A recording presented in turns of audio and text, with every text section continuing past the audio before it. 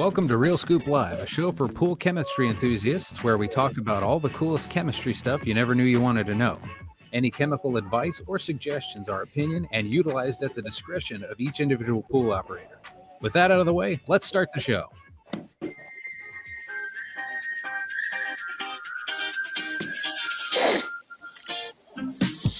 walk along that street, talking nervously.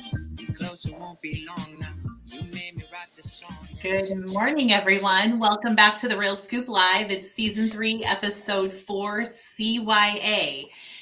And I don't know about you, but for me, CYA means cover your assets. And that is not what we are talking about today on the Real Scoop Live.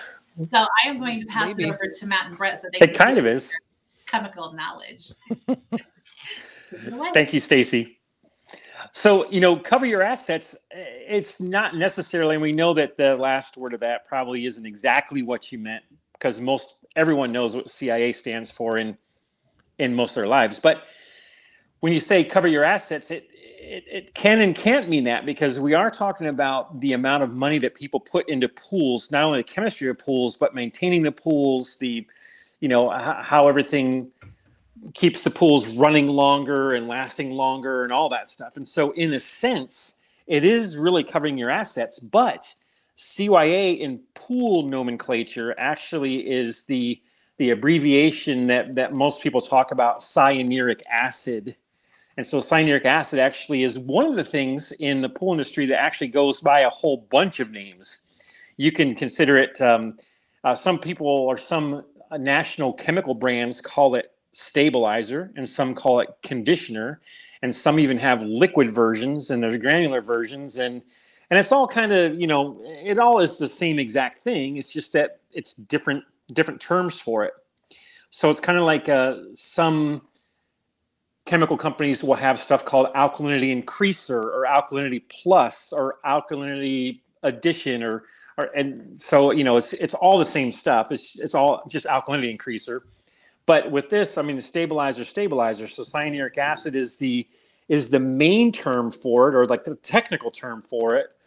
But you can find it as stabilizer conditioner, especially in big box stores or national chains.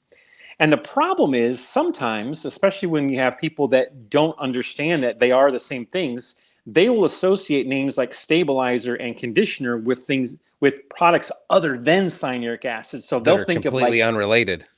Completely unrelated, just like conditioner for your hair. They may think, oh, well, this is actually going to condition the water, make it feel nicer, or stabilizers are going to stabilize pH as opposed to stabilizing chlorine, which is what cyanuric acid does. So sometimes homeowners will buy stabilizer at one place and conditioner at another place, or maybe liquid stabilizer at a third place, and know that it's all the same thing. UV protector at a fourth place. Yeah, because it's all the same thing. So when in doubt, look at the little line at the very bottom that says cyanuric acid. And that way you know that you're not buying the same thing. Because here's the problem with cyanuric acid is that once you get it in there, it doesn't go away, right? So, and it really only goes up. And we'll talk about that in a little bit. But the primary function, because there is a good function for cyanuric acid as long as you have the proper amount. And that is that cyanuric acid actually acts like sunscreen for chlorine. And so if you have an outdoor pool, especially in areas where you have a ton of sun and a ton of UV rays that come into the pool, you need some cyanuric acid in there in order to prolong the life of your chlorine. And that's why it's important for a lot of people, for the bulk of pools that are out there. In direct sunlight in a pool that has no cyanuric acid in it, you can lose half of your chlorine in just a couple hours. It happens super fast. So if you're talking about how to be economical, running a pool without cyanuric acid has some advantages, but they're greatly overrun by the detriment of losing your chlorine that fast, because you're pumping gallons in per day versus maybe a quart. I'm just throwing out a random example here, but if you're burning off half your chlorine in a couple hours, you have to replace that to make sure that you actually are maintaining enough to keep the pool safe to swim in. That's right. So the only purpose of cyanuric acid, the only reason we actually want it, is a single solitary purpose, and it's to protect your chlorine and keep it lasting longer in your water. So the question of man logic comes up, and I'm stealing that term from a different subject that we've talked about, because if a little bit's good, a lot's got to be better, right? Not necessarily. So when we think about that, we've got a narrow range of where we actually want to keep the cyanuric acid. We'll actually cover that one in the next slide. But we wanted to illustrate on this slide the different ways you can get it into your pool. So you add it, regardless of whether you realize it or not. You're the one that's putting it into your pool. So Matt, let's talk. Why don't you talk about granular and liquid, and I'll talk about trichlor and dichlor. Okay. So I just wanted to point out that on the previous screen that was a little nod to all of our ASU fans out there with the little sun devil on there. But as to what my assignment is now, especially with this slide, we're talking about the different types of cyanuric acid that you can put in. Now, these are types that you would buy at a store or that you would buy online, wherever you would buy it. One is granular and one is liquid. Now, for the first, I mean, shoot, man, for 60, 70 years, the only way to get cyanuric acid into the water as an actual product was a granular version. And the thing about that is that stuff was very hard to dissolve. And so typically it would take 2 or 3 days to dissolve. And so even though the instructions on the back of the bucket or the back of the bottle would say, pour this slowly down your skimmer and then don't backwash your pool for 3 days, a lot of people would put them into like footies or pump basket socks, you know, skimmer socks, that kind of thing, and then hang it off of the ladder and all that kind of stuff. But the thing about the granular cyanuric acid is that it will erode far faster than it will dissolve. And so that's why most of the buckets would say to put it down the skimmer, because that way it will go into your filter, and then that way the water would go through your filter and actually help to erode that faster. But even though you would say that, and, you know, you'd have the instructions on the back of the bottle, in my time as in retail and also as being a chemical specialist, you would come across a lot of people that would literally put that stuff in through the skimmer. The filter pressure would go up, and then they would clean the filter, and then they'd come back and say, why do I have no cyanuric acid? I just bought this. And it was because, well, the pressure is going to go up a little bit because you're literally adding stuff to the filter, but you have to remember not to backwash it or not to clean your element for 3 days. And so at least 3 days. It could be more than that. At least 3 days, yeah. The minimum was 72 hours. So I say 3 days just because 72 hours sticks to my head. And Matt, one thing, I'm getting old. I don't want to cut you off on this, but granular cyanuric acid, if you add it too fast, it can combine with each other and turn into rocks. So there have been instances where people dumped way too much in the skimmer and essentially created rocks of cyanuric acid in the suction line between the skimmer and the pump. And it blocked the flow so much that the rocks just were there. So that's right. Be careful when you're adding it. Go a lot slower than you think you need to, or you can do the pantyhose trick like Matt was talking about. Just put it in there and hang it over the side.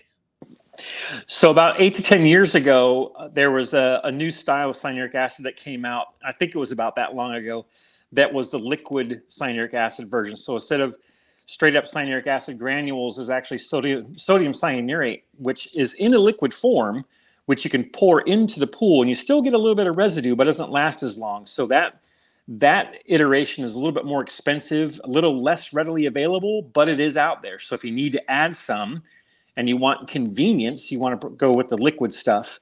And if you want to save some money and you know that you won't be cleaning your filter pretty soon or very soon, then going with the granular. But either way, it's going to get the job done. And that's the whole thing about it, right? Yep. So, but that's not the only way that you're going to get cyanuric acid in your water, because there's a lot of products that are also out there that are putting cyanuric acid in your water without you even knowing it. And that's what Brett's going to talk about. So most times when people are introducing cyanuric acid to their water, they're doing it inadvertently. So they're adding it along with the chlorine that they use. So if you look up here, we've got trichlor, which is your typical 3-inch chlorine tab that most people use. That they either feed through a feeder at the pump pad, or some people put them in the floaties. If you look at the actual chemical name, trichlor what's that? Cyanuric acid. It's in the tablet. Same thing with dichlor. Dichlor is a granular chlorine. Dichlor, cyanuric acid. It's in that one too. So if you're constantly treating your pool with these types of chlorine to keep your chlorine level at an appropriate level, you're not just adding chlorine, you're adding chlorine and you're adding cyanuric acid constantly. So Matt, percentage wise, trichlor tab, about a third of it, or up to about 40% of the tab is actually cyanuric acid. I think nowadays, with the way that the tabs are made and supplied from around the world, that kind of fluctuates depending on the brand. But you can pretty much guess anywhere between a third, 30 and 40%, most likely cyanuric acid. And just a little part about this is that if you're looking at dichlor, because dichlor, especially if you buy stuff at a big box store, or sometimes it's called a shock when really it's a boost, it will say right on there that it's dichlortriazentrione, but that is the base component. So the mix together is the dichlorocyanuric acid, because the thing about dichlor is that it's a granular version of the chlorine. And it goes into solution right away, but it needs more cyanuric acid because it goes into solution. It needs more cyanuric acid to stay in the pool. So where trichlor actually dissolves or erodes, it puts that cyanuric acid in over a period of time, where dichlor goes into solution right away. So it needs the cyanuric acid extra amount in there to actually make it last long enough to create a 2 to 3 part per million in about 6,000 to 8,000 gallons per pound. And that's just how it is. It's in those products. So one thing we say in a lot of the different trainings we do, if you're ever actively shocking your pool using chlorine, you probably shouldn't use dichlor as your shock, because not only if you're shocking with chlorine, typically you're trying to bring the free chlorine level up quite a bit. You would be adding so much extra cyanuric acid all in one go. It could essentially ruin the rest of your season if you bring it up that high, because you're adding quite a bit more than you think you are, and it builds faster and you never get rid of it. So let's do a callback, Brett. I'm sorry for interrupting you a bit. You know how we both love to talk about all this stuff, but RSL has an episode called "Chlorine is a Verb." Shock is right? a verb. I'm sorry, shock is a verb. Sorry, shock is a verb. Okay, and so if you think back, or if you've watched that, that's one thing. But if you haven't watched it, we would suggest that you do. But the thing about it is that most of the time people shock a pool because they're trying to get rid of their combined chlorine or their used chlorine. And so in order to do that, you need to reach breakpoint chlorination, which we go through all, if you're a chemical geek, go ahead and watch that episode and, put some comments in there, because we see the comments and everything. But the thing is, though, is that when you use liquid chlorine, or if you use cal-hypo-based chlorine, the amount of chlorine that you need in order to get that combined chlorine to turn to gas or to get out of the water is so high that it's much easier to do it with those products than it is with dichlor. And that's what we're talking about, is that even though you might look at a product that says 99% dichlor, you need to look at what the available chlorine is. And a lot of times it's either 40%, 45%, 50%, something around in there. And that's not nearly enough. And so all of you out there, especially the guys that are in the industry that are big dichlor fans, that's totally fine if that's what you want to do. We're not going to tell you not to do what's been working for you.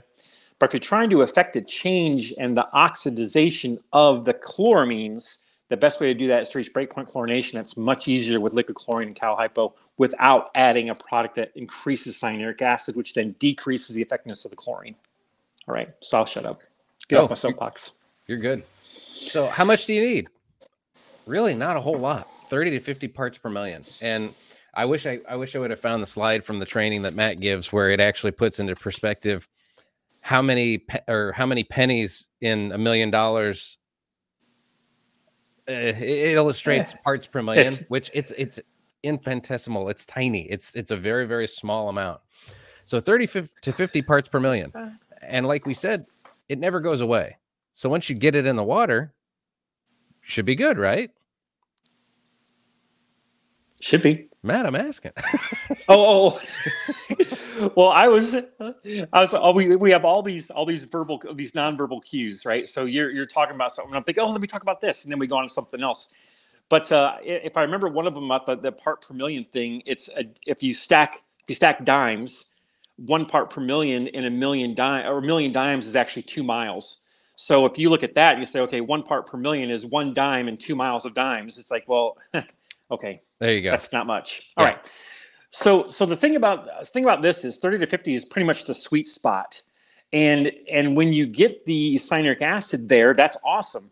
But if you're not swimming a lot, if you're not backwashing a lot, if you're not splashing out a lot, but you're using trichlor or dichlor, then essentially what happens is every time you use those products, it's adding cyanuric acid, and there's no way for that to get out of there unless you are actively draining some water, splashing out some water, backwashing your filter, which doesn't happen with cartridge filters, but it does happen with DE and sand filters, because cyanuric acid doesn't evaporate either. So all of you out in the Southwest, they're having, feet of evaporation over the course of a couple weeks. None of this stuff is evaporating with it. Only the water evaporates. So you have all this compounding of the problem with cyanuric acid, especially when you're using products that have a bunch of cyanuric acid in them. Now, one or two other things.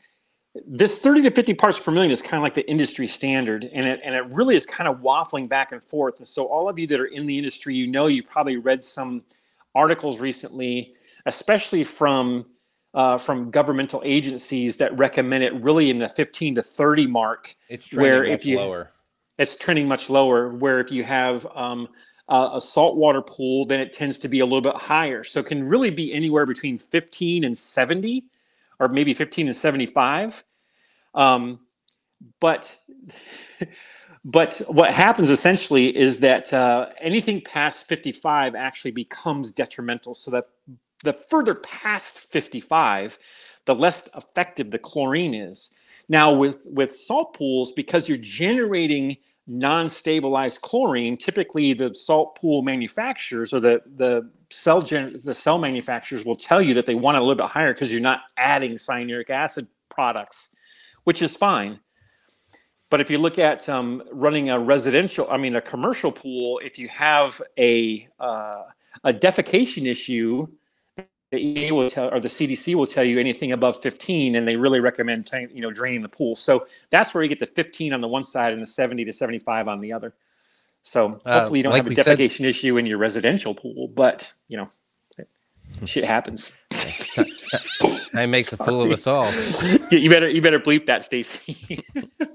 All right. Anyway, sorry. Where's the dump button? Oh no. Nice. Okay, so we said it was only used to protect from sunlight, right? Indoor pools, generally not a whole lot of sunlight. So you don't need cyanuric acid at all in an indoor pool. Some different municipalities actually regulate it and say you can't have cyanuric acid at your indoor pool. So just different things to be aware of. There's actually some municipalities that don't even want cyanuric acid in your pools at all. Yeah. And that's why in or outside. Yes, and that's why in the last 8 or 10 years, the Cal Hypo style tablets have taken off, because those are actual tablets that are longer lasting, but they don't have any cyanuric acid in them. So if you're in an area where you can't have cyanuric acid, those are the ones to use. But they're not interchangeable. Careful. Yeah, they're not interchangeable with trichlor tabs.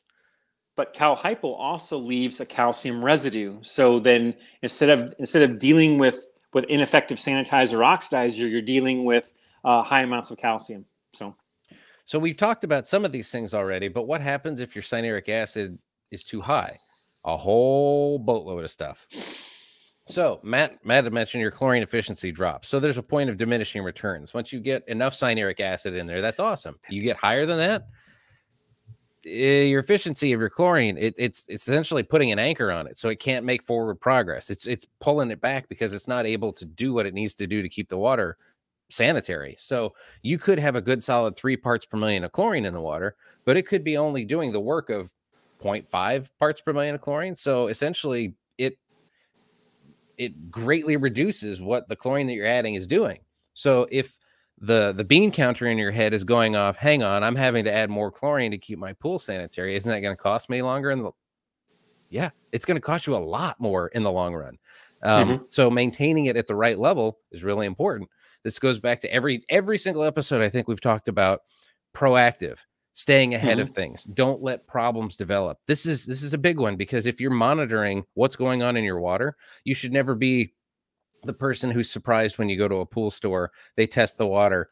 but you've got 300 parts per million of cyanuric acid, and we've seen it. It happens in pools that have been open for a long time, and they don't ever drain or refill or anything.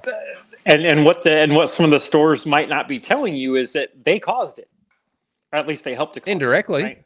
Indirectly, because a lot of people, a lot of personnel at the stores don't ask you what you're buying when you come in and buy your own thing, right? They just sell it to you because that's the way to do it. You probably know what you're talking about, and maybe you don't.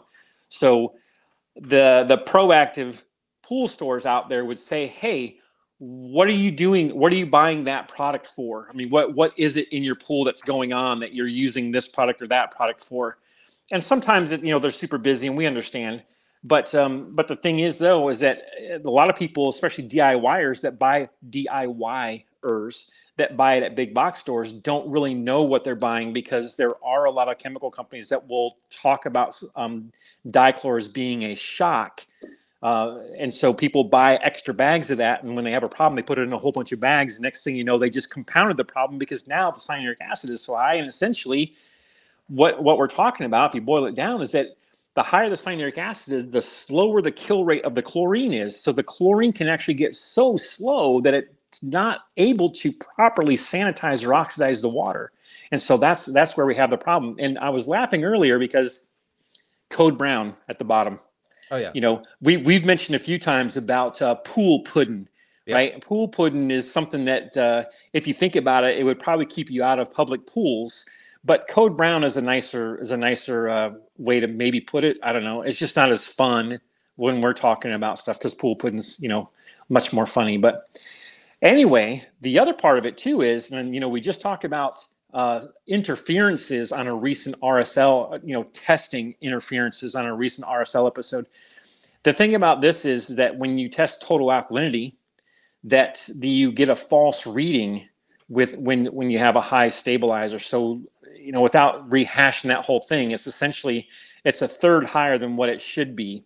So the cyanuric acid, if it's at 100, that means it's taking a third of that, which is 33, and adding that onto your alkalinity.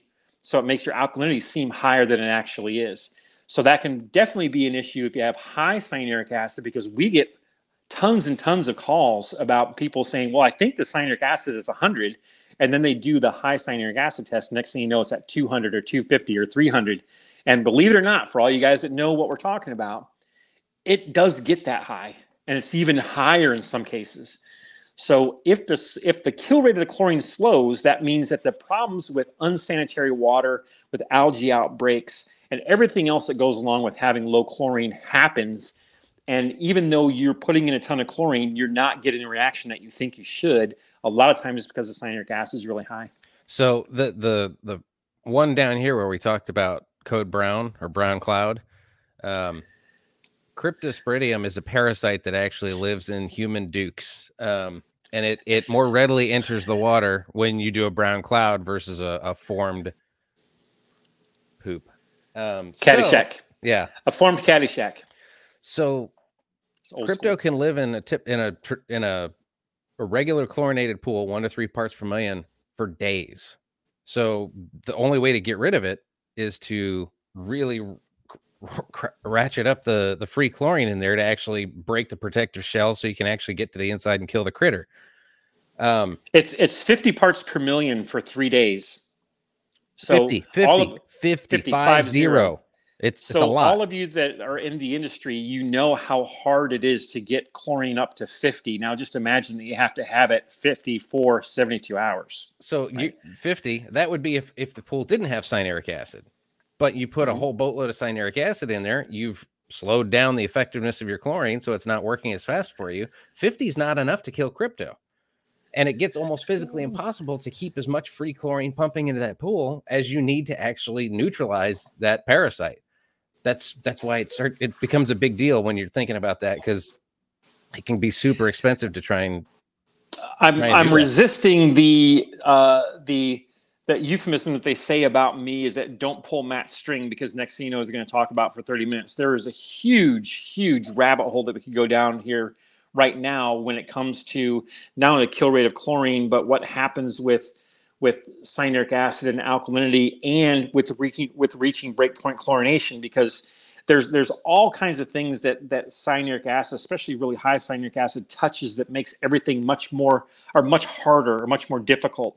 That if you're interested in something like that and you want to have a chat, feel free to call us on the 877 number, because there's a lot of stuff that it actually touches that can make life really miserable for the service tech. So how do I get my cyanuric acid level down? Well, there are some new products that are out there that have been around for a couple years, and I think a lot of people that are watching this have probably used some of them, and some work and some don't. And really, it they comes work for down you. to Awesome. If it did, it did. There are a lot of hoops you have to jump through correctly, and if you miss one of them, then odds are it probably didn't work as effective as you hoped. But what we do know is that draining water out is very effective. So if you have a high cyanuric acid and you want to get rid of it fast and you're not in a drought, which I have a very recent tale about that, in that one of my friends called me and said that his neighbor was told by their service guy that they needed to drain his pool. Now, I'm in Central Texas, and if you live around Central Texas, or if you heard about what's going on, we haven't had rain in weeks and weeks and weeks. We're in a pretty bad drought, and it's pretty tough. And so his neighbor is saying, well, I have a 25 or 30,000 gallon pool, and he wants me to drain it. And I don't know about draining 25,000 gallons in a severe drought. I mean, we're not even supposed to be watering outdoors, right? That's how bad the drought is. And so what do I do, right? So, well, there's a couple things you can do, actually. If you don't want to drain the pool, you can actually go on some of the API products. And like we have always said, this is not a sales-oriented podcast or video podcast, but there are things that you can do to supplant the relation or the reliance on chlorine, or at least a ton of chlorine. And a lot of them are pictured here, especially the sponsor of our podcast today, OxySplash, is a product that can actually oxidize water without using chlorine, and the stabilizer reading does not have any effect on it. Easy Pool, if you go on the Easy Pool program, the amount of chlorine that you use goes down about 90 to 95%, depending on where you're at in the country. Or, because essentially the Easy Pool program is, if you have the right calcium, which is 300 or higher, you can literally go down to about a chlorine tablet per 10,000 gallons per week in most cases. So that amount of chlorine, because the Easy Pool is taking the brunt of all of the work to proactively keep the water stain-free, scale-free, algae-free, clear, shock, balanced, all that stuff. And so you can actually not have to worry about using dichlor or liquid chlorine or cal hypo if you have high calcium.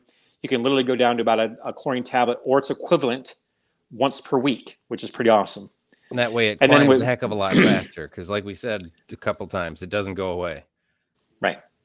So you can actually mitigate the rise of the cyanuric acid, but we also have a lot of dealers that are specifically using the Easy Pool program in places where they have high cyanuric acid or high calcium, because it works fine in those instances without having to drain water, especially if you have a vinyl pool, a fiberglass pool, a high water table, or in a drought.